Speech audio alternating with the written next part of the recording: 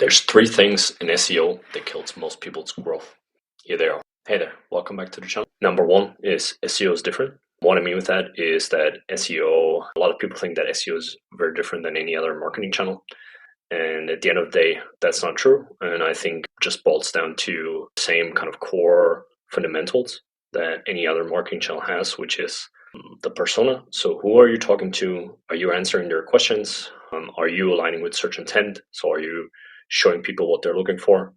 And are you creating content that resonates with people? That can be AI, that can be human written content. What matters really is that someone looking at your content feels like you're understanding their pain points and you're answering all the questions that they have in their head. And to do that, you need to be able to understand your user and to just have certain personas that you're speaking to, which is basically marketing fundamentals. So in that case, SEO is very, very similar to most other marketing channels out there. SEO is a black box. I think that is true. So I think a lot of people, and I was thinking the same, I think a lot of people just, because of the number of tools that exist and every influencer out there says something different. Some people, they use 20 tools and they're like super, I don't know, like take it as a, wear it as a badge of honor that they have like the most tools in their stack or whatever. And that kind of makes it like very unapproachable, especially as a beginner. And I thought the same. So I would just like, what you hear a lot is basically, okay, look for search volume and low KD, for example, right? And try to find like a good ratio of that. But that often doesn't take into account the context. So what is your own domain? What's your own backlink profile? Can you compete with whoever's ranking? Because KD is a kind of oversimplification, in my opinion. And so what you want to be looking at is the kind of 80-20 on the top 10. So who's ranking and can you potentially break into the top 10 reasonably and in a reasonable amount of time?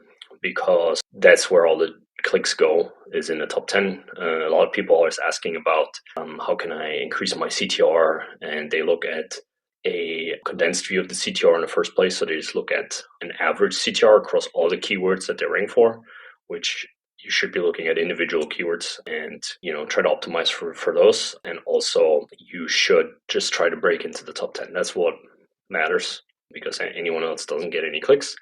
So the best thing you can do is find keywords where you can reasonably break into the top 10 that do carry some sort of value, right, in terms of volume and especially in terms of traffic that the lowest ranking is pulling in. And a lot of it will boil down to just pure supply and demand and also competition, which brings me to number 3, and competition. So that means looking at the DR or any kind of domain authority that these people are carrying and looking at the lowest or second lowest DR that ranks in the top 10 and how much traffic they're pulling in. And that should be your main priority in the beginning. Unless you have, let's say, 50, 60, 70 DR yourself, then you can play in more competitive niches. But at the end of the day, and that boils down to ties into point 1, it's pure supply and demand. So it's not different than any other kind of activity out there. So there's a lot of people creating content for the keywords that you're looking to rank for, and they've been around longer and they're more authoritative, etc., etc. You're simply going to have a hard time to rank. And so in the end, it's very important to just do some research into what's already out there and how many things are out there, and then looking at your unique angle to add to the supply and what you can bring to the table in terms of knowledge that's not already out there. And number 3, SEO is a numbers game. So a lot of people think that they need to publish a lot of content, and that leads them to believe that they don't have the budget or they don't have the time to create all this content. But I think that it's an 80-20 game. So basically 80% of your content is going to produce 0 clicks or very little, and then 20% are going to pull in 80% of your clicks. And I have a couple of examples of that from one of the projects we're working on. So for example, here you can see in the last 28 days we had 7,000 clicks. And if you look at the pages for that, there will be, this is the home page, so this is all the branded search. It's people looking for bridesmaid for hire because a lot of it is PR mentions. So people are looking directly for the branded term. And then you have 1,300 here for this article. You have 700. You have some pages, and then you're slowly going towards zero. So you can see how there's not a lot of pages that actually pull much weight, even though they get a lot of impressions. This one gets like 15,000 impressions, 14,000 impressions, right? So this is like what people focus on when they say like, okay, look for volume. Volume is not going to give you anything unless you can break into the top 10 for the keywords that pull the volume, and you're not aligned with intent. Like you're not doing what people are looking for, although that will usually show in the rank because Google's not going to rank you as well if they think you're not aligned with intent. But yeah, so this is basically 80-20. So now it kind of boils down to how do you find the 80%, how do you find the 20% that actually have the most weight? Because now that is the challenge, right? Like how can we find the ones that do pull the weight? And what I like to do, or what we like to do, is do some research, but don't overcomplicate it. Try to find 4 to 10, 4 to 6, 6 to 10, whatever, depending on your, how much time you want to spend on this and how much, budget you have. You can write it yourself that your budget is time, you can buy it, and your budget is money, but you can buy the articles.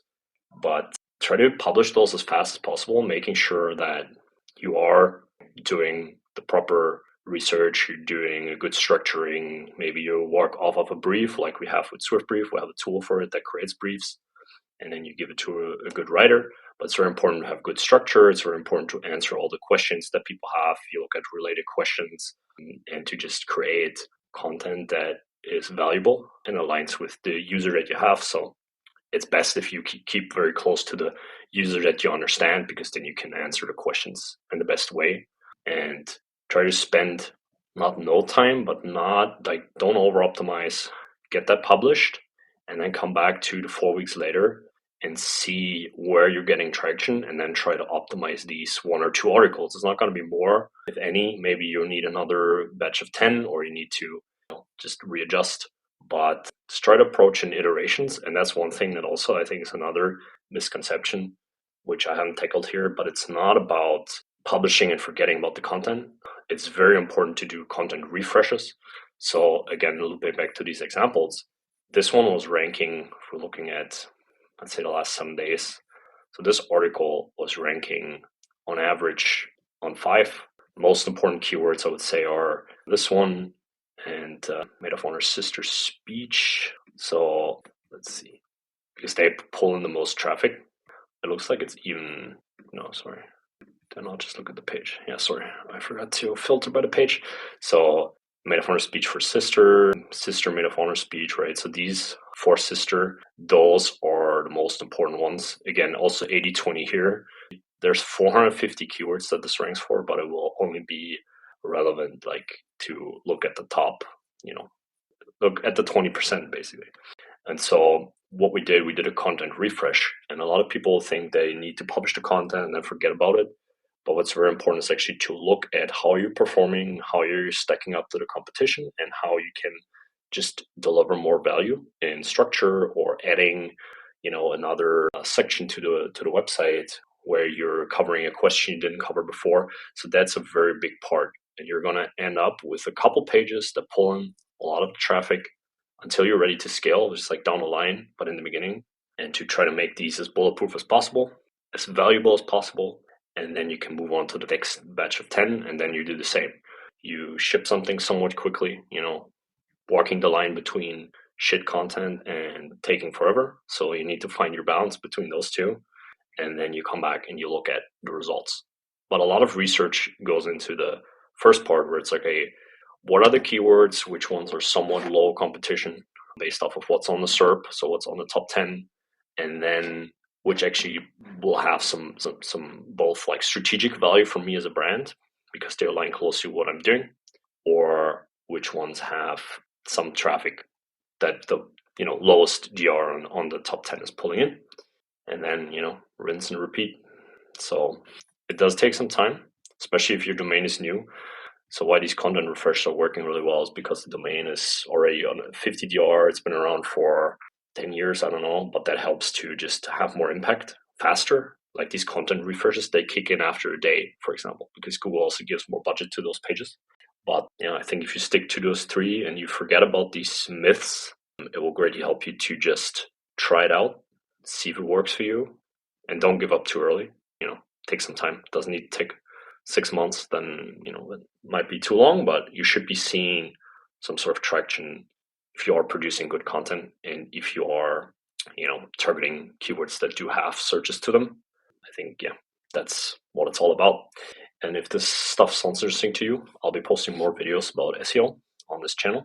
Feel free to subscribe below, and I'll see you in the next one.